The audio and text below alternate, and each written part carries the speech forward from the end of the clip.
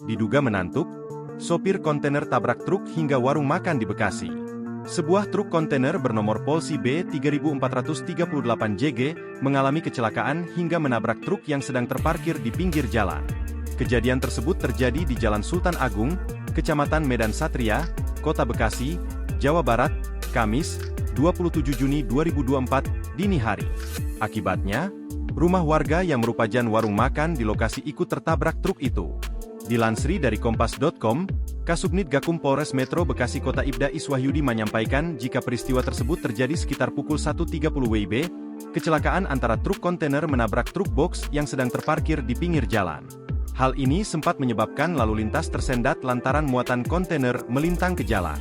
Tidak ada korban jiwa, hanya saja kerusakan kendaraan dan satu rumah hancur, lanjut Iswahyudi.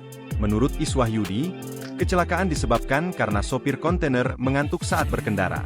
Truk tersebut datang dari arah Bekasi menuju ke Jakarta.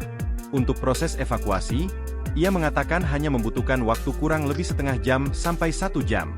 Namun, karena kecelakaan terjadi pada dini hari, pihaknya sempat kesulitan mendapatkan kren untuk melakukan evakuasi kendaraan. Iswahyudi menambahkan, sampai pagi ini masih diberlakukan sistem kontraflow dari arah Bekasi menuju ke Jakarta untuk mengurangi kemacetan.